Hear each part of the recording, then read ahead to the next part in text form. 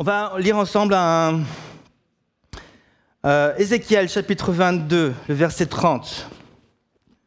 Ézéchiel 22, verset 30. Dieu dit, par la bouche du prophète Ézéchiel, « Je cherche parmi eux un homme qui élève un mur, qui se tienne à la brèche devant moi en faveur du pays, afin que je ne le détruise pas.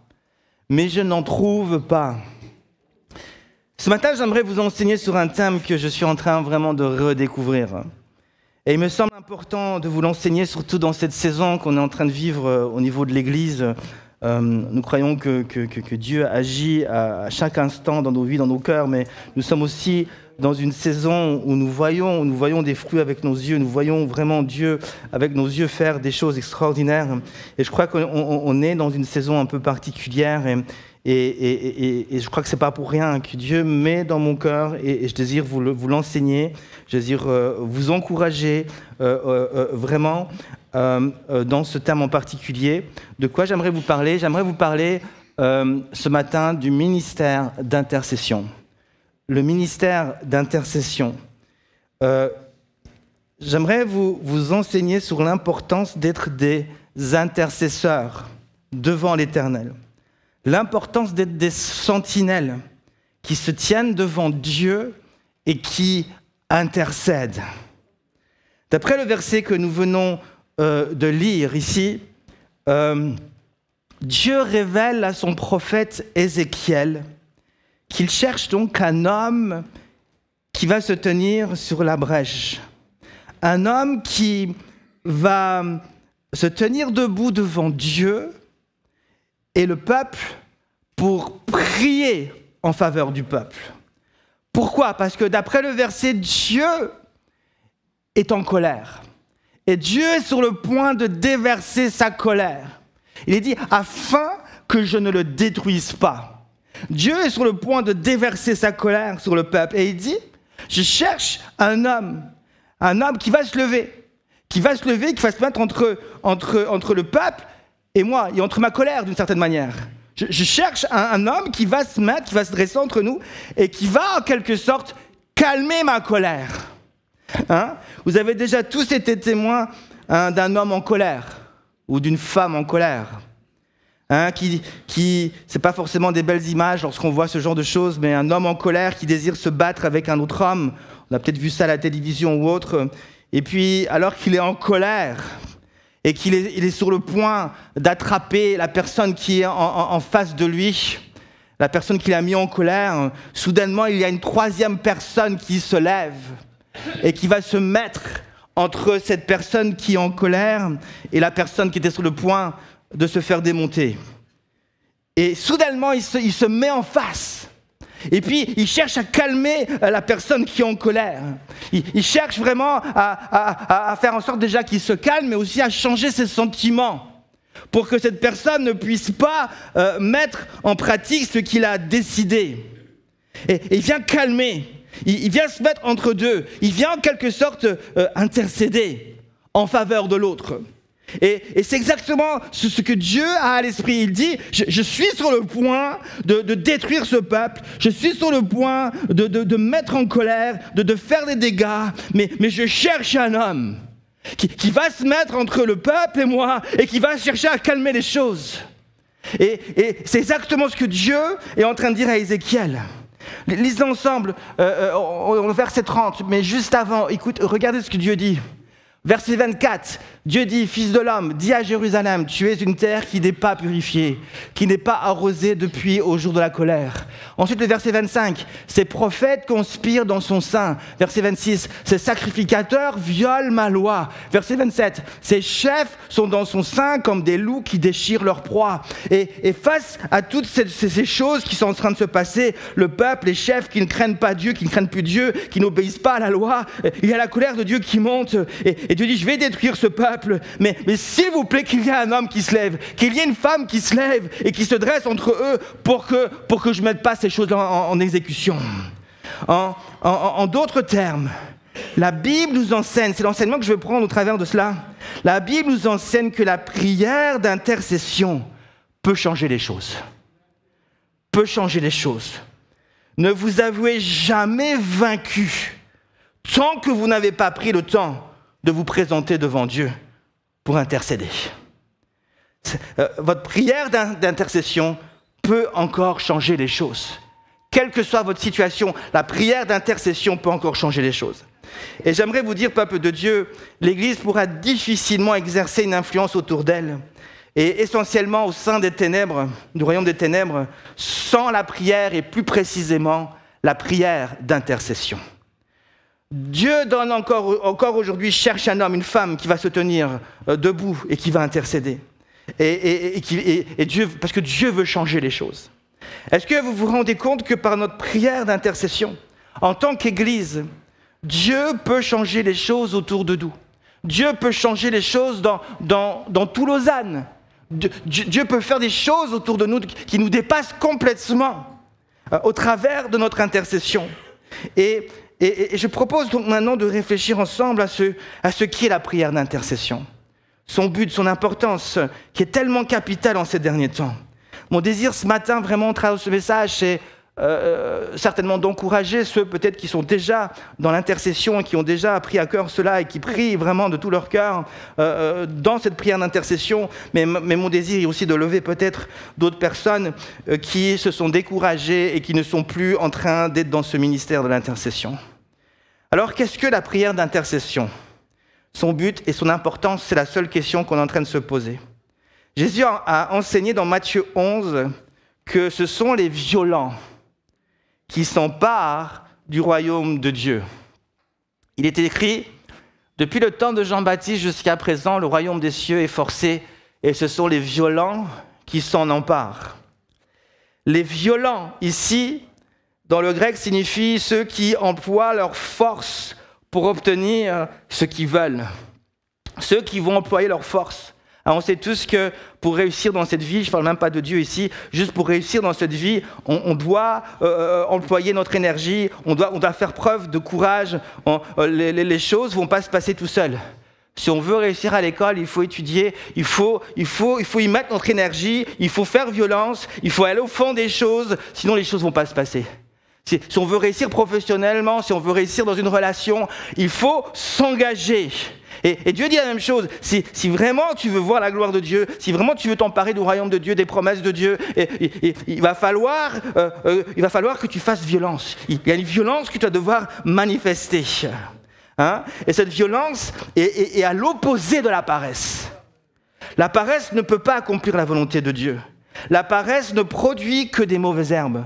Un proverbe, verset 20, verset 4, il y a beaucoup de versets sur la paresse, il faudrait faire une étude là-dessus un jour, mais je cite juste un verset, le verset 4, à cause du froid, je ne pense pas l'avoir noté, à cause du froid, le paresseux ne laboure pas. À la moisson, il voudrait récolter, mais il n'y a rien. L'image du paresseux est à l'opposé de ce que Jésus attend d'un enfant de Dieu dans le royaume de Dieu. Un enfant de Dieu est une personne qui va se donner les moyens pour accomplir la volonté de Dieu. Et la prière d'intercession est un moyen que Dieu nous donne. Intercéder sera un moyen donc de manifester cette violence qui est nécessaire pour s'emparer du royaume de Dieu et porter du fruit pour Dieu. Et nous sommes encouragés à être violents, mais pas avec les autres. Il faut que tu enregistres cela. Pas avec les autres. Il ne s'agit pas d'être violent avec les hommes, avec ma femme, avec son mari. Il s'agit plutôt d'être violent dans notre désir de voir l'exaucement de notre prière. En d'autres termes, nous prions pour une chose et nous ne pouvons pas envisager autre chose que l'exaucement. Je vais prier pour ça, mais à partir du moment où je prie, je ne peux pas envisager autre chose que l'exaucement. Je ne peux pas envisager autre chose, je resterai là tant que Dieu ne me parle pas, je vais rester là. Tant qu'il n'y a pas un signe de Dieu, je vais rester là. Je vais me faire violence et je vais voir Dieu agir. Il faut une certaine violence du cœur pour prier de cette manière. Et cette violence reflète donc notre détermination, notre zèle, une certaine audace, la foi, notre persévérance à voir Dieu agir. Être violent de cette manière, c'est bon. C'est bon, on retrouve cette pensée dans Jacques chapitre 5, le verset 5 que vous connaissez bien. La prière fervente du juste a une grande efficacité. Ce verset aurait pu être traduit par la prière énergétique ou encore la prière faite avec force et détermination a une grande efficace. Et le mot efficace signifie ici dans ce contexte pleine de force pour se frayer un chemin et obtenir ce qu'elle recherche. Et lorsque le prophète Élie a prié afin que la pluie tombe du ciel après 3 ans et demi de sécheresse, il a offert ce genre de prière, une prière énergétique, une prière déterminée, une prière pleine de force. Élie ne s'est pas endormi en priant. Combien ici s'endorment quand ils prient? C'est pour cela que je ne prends jamais la position couchée quand je prie. Surtout le soir après une longue journée de travail. C'est le meilleur moyen pour s'endormir. Certains disent, je me suis endormi dans l'esprit. La prière d'intercession est donc une prière énergétique, déterminée, pleine de force et de foi. La prière d'intercession est une manière puissante de prier dans le but de frayer un chemin en bénédiction de Dieu, du ciel sur la terre. Si notre désir est d'être un instrument de bénédiction pour nos proches, pour notre entourage, notre propre cœur même, laissons Dieu nous conduire dans ce ministère et apprenons à intercéder. Amen. Donc, qu'est-ce que la prière d'intercession?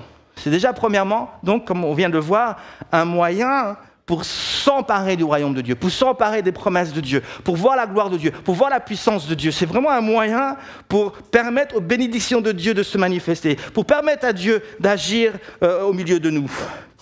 Mais la prière d'intercession est aussi un ministère qui est donné à l'Église. L'intercession n'est pas un ministère qui est donné au monde. Dieu n'attend pas du monde qu'il intercède. Dieu attend du monde qu'il écoute sa parole et qu'il se repente. Mais l'intercession est un ministère qui est donné à l'Église. C'est un ministère qui devrait être exercé par tous les enfants de Dieu. Qu'est-ce qu'un ministère? Un ministère, c'est tout simplement un service que Dieu accorde dans sa grâce à ses enfants. Et intercéder, c'est se mettre au service de Dieu pour accomplir sa volonté. Tout comme un ouvrier qui se met au travail pour accomplir une œuvre, l'intercession accomplit une œuvre nécessaire pour bâtir l'Église sur la terre. Intercéder, c'est littéralement se mettre entre Dieu et le sujet de prière afin que Dieu agisse en notre faveur. C'est faire pression, écoutez bien, c'est faire pression sur Dieu, d'une certaine manière, par notre présence, mais aussi par nos prières, afin que Dieu agisse. Est-ce que vous croyez que vous êtes capable de faire pression par votre présence, par vos paroles? Même lorsque vous êtes au milieu de certaines personnes, votre présence peut parfois influencer les choses. Vos paroles peuvent influencer les choses. Je crois que ma présence peut influencer les choses. Je pense que mes paroles peuvent influencer les choses. Souvent, la crainte, quand j'étais à Genève, lorsque le pasteur partait en vacances, il avait toujours peur de ne pas être là. Parce qu'il disait, mais si je ne suis plus là, qu'est-ce qu'on dit quand le chat n'est pas là, c'est les souris qui dansent, je ne sais plus. Et c'est vrai que nous, en tant que pasteur, on a toujours une petite crainte. On vous fait confiance, on se dit, on veut aller en vacances, mais voilà, on ne sera plus là, mais qu'est-ce qui va se passer?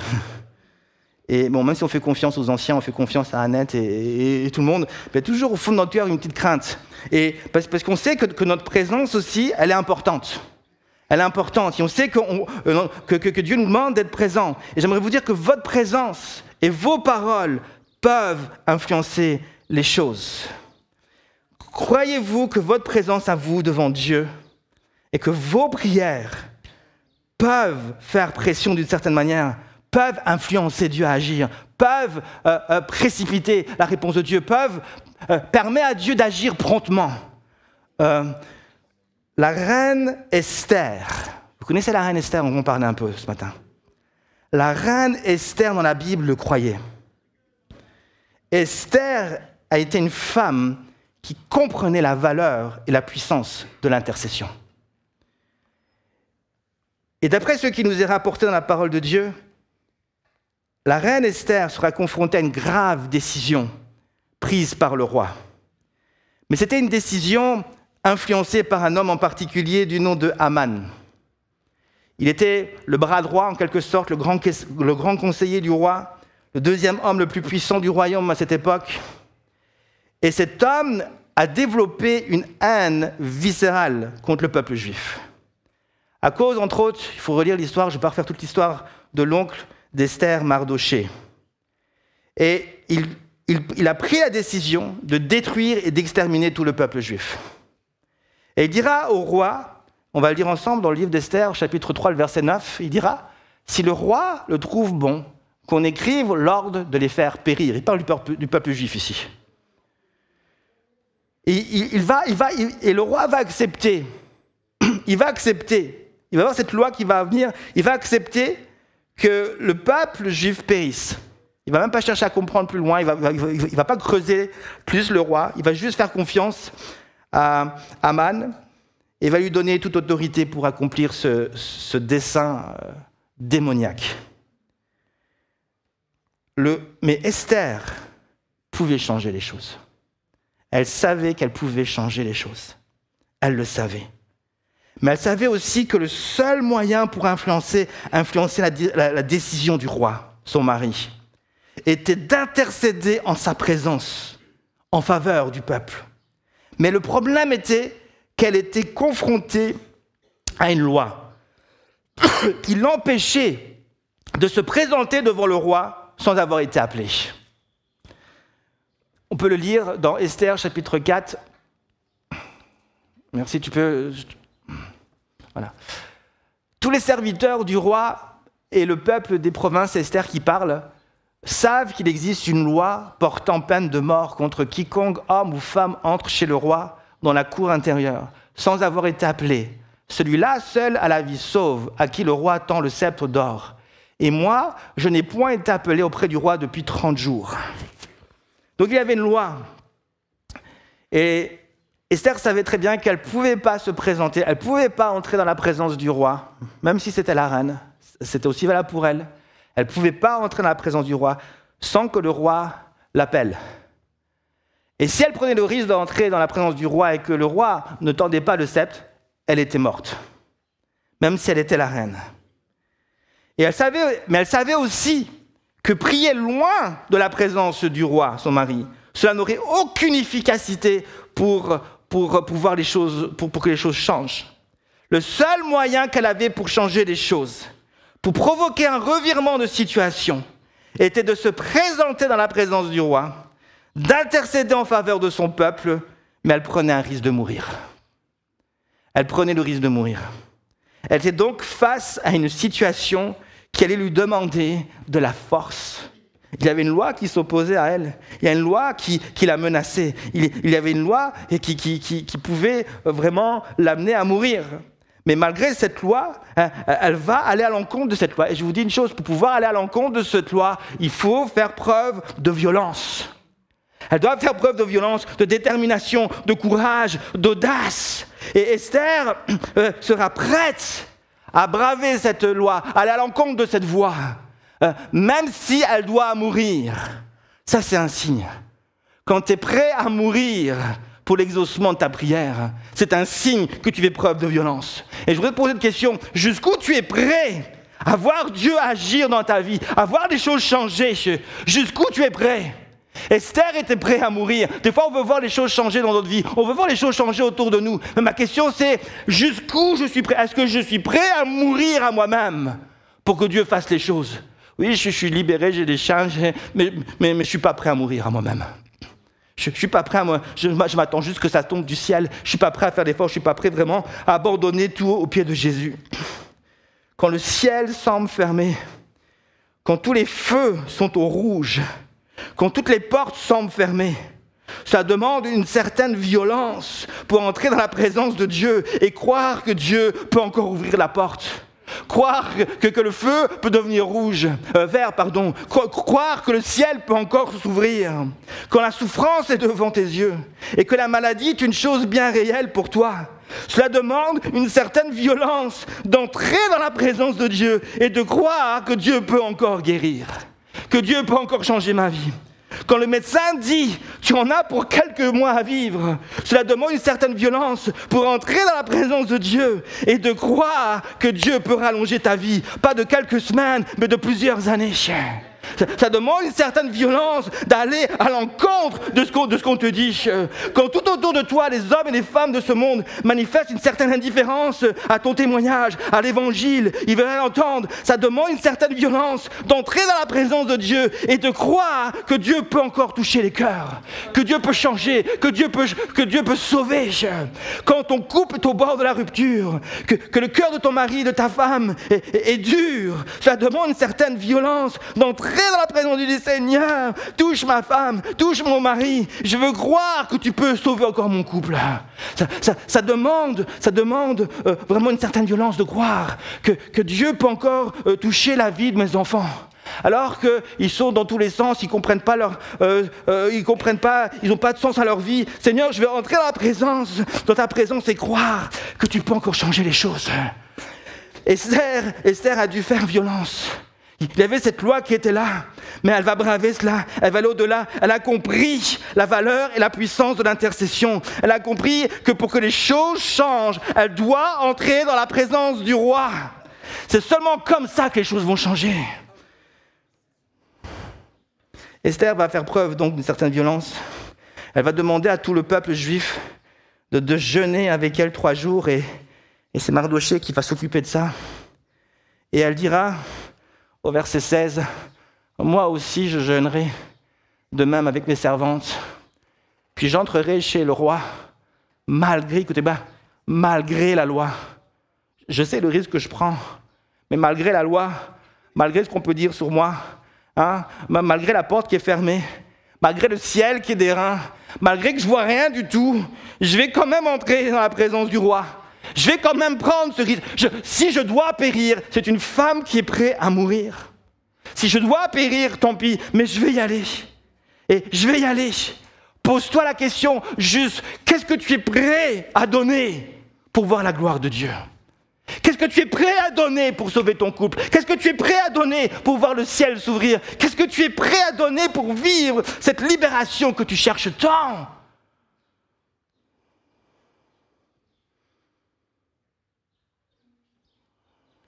Alléluia Jésus. Viens nous aider. Vous savez, parfois, on discute avec des personnes, et c'est pas prévu que je dise ça, mais on discute avec des personnes et puis on prie pour la guérison. Et puis, des fois, il y a certaines personnes qui disent, ouais, bon, voilà, on prie pas trop pour la guérison parce qu'on ne sait pas si c'est la volonté de Dieu. Puis il y a certaines personnes qui n'osent pas s'impliquer là-dedans. Ils n'osent pas s'impliquer parce qu'ils disent, bah, si je prie puis que la personne elle ne guérit pas, ben, au moins je suis, voilà.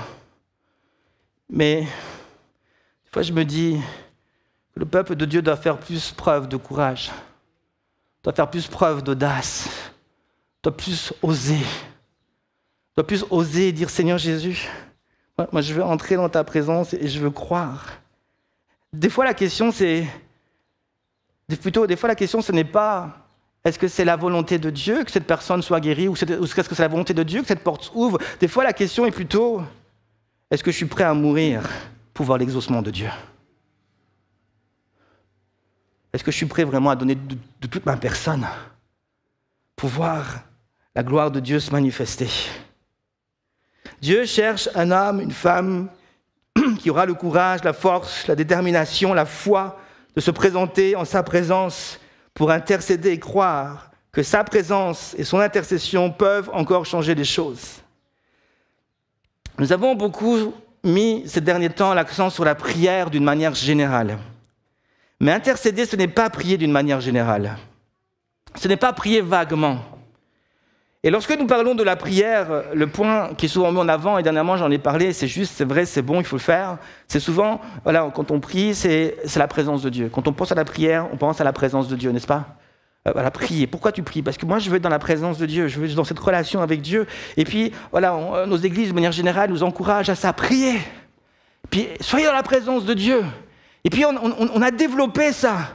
Et puis, on a cherché à comprendre comment on pouvait prier et être dans la présence de Dieu. Et puis, on a commencé, et c'est pour ça qu'on aime louer Dieu. Et c'est pour ça qu'on aime adorer Dieu. Parce que louer et adorer Dieu est un moyen d'être dans la présence de Dieu. C'est un moyen d'être béni.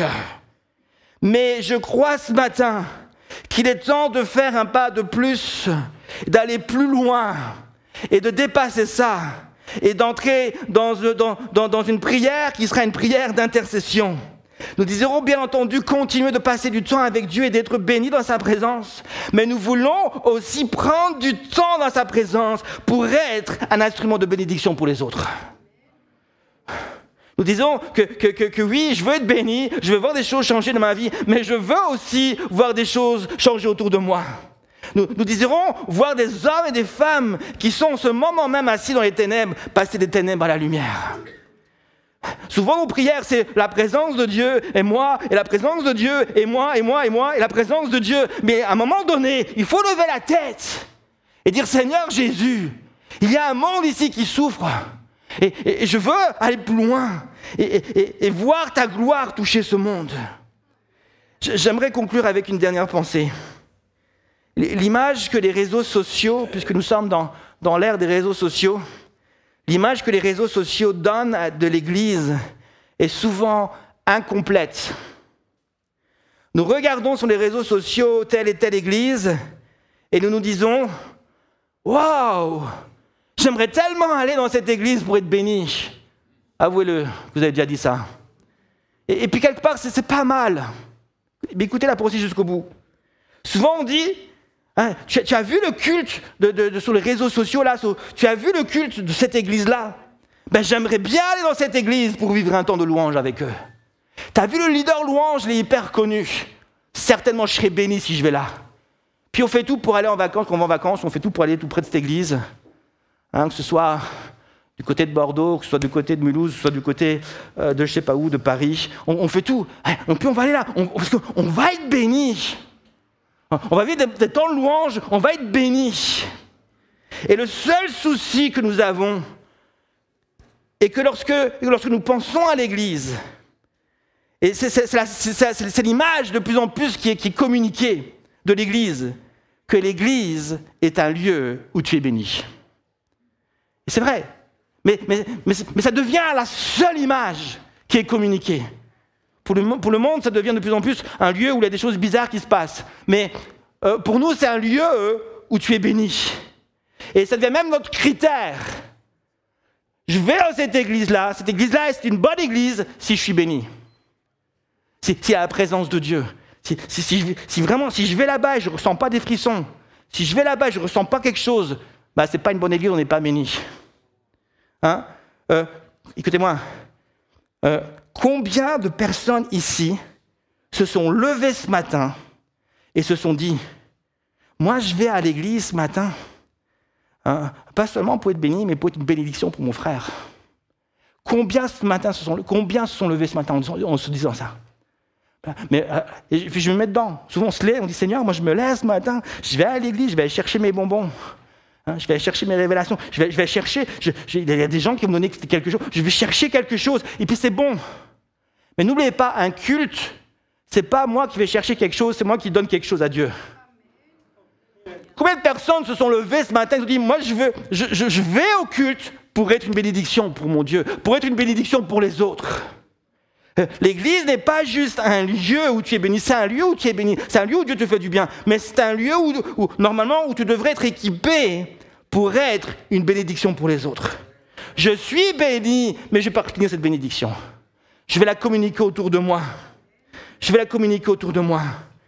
Et la question que je me pose aujourd'hui est, est-ce que l'Église sait encore se tenir debout devant Dieu comme une sentinelle qui intercède jusqu'à ce qu'elle devienne une source de bénédiction pour son prochain, son voisinage, pour sa région, pour son pays?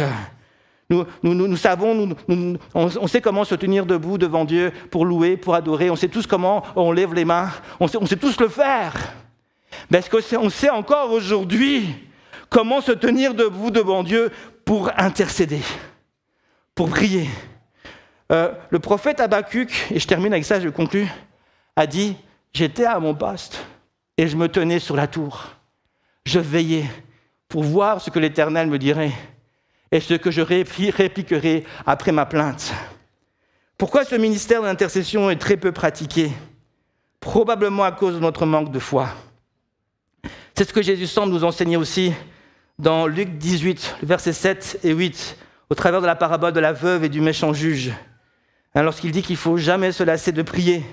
Puis il dira ceci, je l'ai pas, pardon. Il dira ceci, écoutez, il dira, « Et Dieu ne fera-t-il pas justice à ses élus, qui crient à lui jour et nuit, et tardera-t-il à leur égard ? Je vous le dis, il leur fera promptement justice. Mais quand le Fils de l'homme viendra, trouvera-t-il la foi sur la terre ?» La prière d'intercession est un ministère qui requiert la foi. Une foi persévérante, déterminée, pleine d'énergie, qui ne lâche rien tant que Dieu n'a pas fait un signe sur la terre.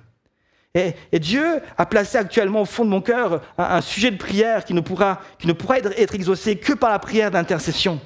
Je veux voir comme vous des vies sauvées, je veux voir des malades guéris, je veux voir des personnes libérées de la puissance des ténèbres.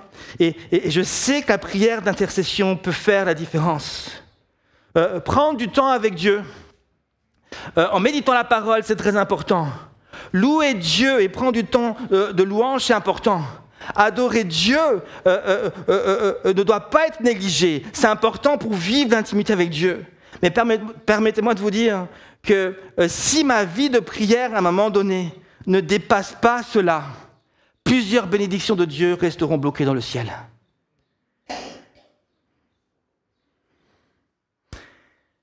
Je veux voir la gloire de Dieu. Je suis prêt à louer Dieu. Vous savez, ceux qui intercèdent doivent être prêts à rester devant Dieu jusqu'à ce que Dieu réponde. Habakkuk a dit, je me tiendrai à mon poste jusqu'à ce que tu me répondes. Si on devait venir au culte pour intercéder, je ne pourrais pas vous garantir à quelle heure le culte finirait. Parce que cela implique jusqu'à ce que Dieu me réponde. Quand je viens au culte le matin, pour louer Dieu, écouter sa parole, je sais que je vais le faire jusqu'au repas de midi. Mais si on devait tous venir pour intercéder, je ne pourrais pas vous garantir à quelle heure ça finit. Parce que ceux qui viennent pour intercéder, c'est jusqu'à ce que Dieu leur donne la nourriture du ciel. J'aimerais que tu puisses comprendre cela. Il faut qu'à un moment donné, notre louange, notre adoration dépasse juste « je veux être béni », mais devienne vraiment une adoration qui va vraiment se donner entièrement à Dieu et qui va devenir que l'adoration va faire de moi une adoration. Je deviens l'adoration, je deviens l'offrande. Je deviens l'offrande et ma vie est une intercession devant Dieu. À un moment donné, l'adoration doit nous conduire dans l'intercession. La louange doit nous conduire dans l'intercession. Dans un temps où vraiment notre cœur se répand devant Dieu et on est déconnecté, nos yeux sont plus centrés sur nous-mêmes, ce que Dieu peut nous apporter, mais nos yeux sont centrés sur Dieu et tout ce que Dieu peut accomplir au travers de nous et dans ce monde. Seigneur Jésus, aide-nous à être des intercesseurs. Aide-nous à être des intercesseurs. Et ce matin, c'était mon cœur, je vous ai parlé juste avec mon cœur. Est-ce que ce matin, il y a ici un homme, une femme qui est prêt à se mettre debout, à se tenir à la brèche et à dire « Seigneur Jésus, moi je m'engage à être une sentinelle. Moi je m'engage à être cet intercesseur durant l'été qui arrive. Je ne veux pas me laisser aller. Je veux rester debout dans ta présence et intercéder et continuer de voir ta gloire. »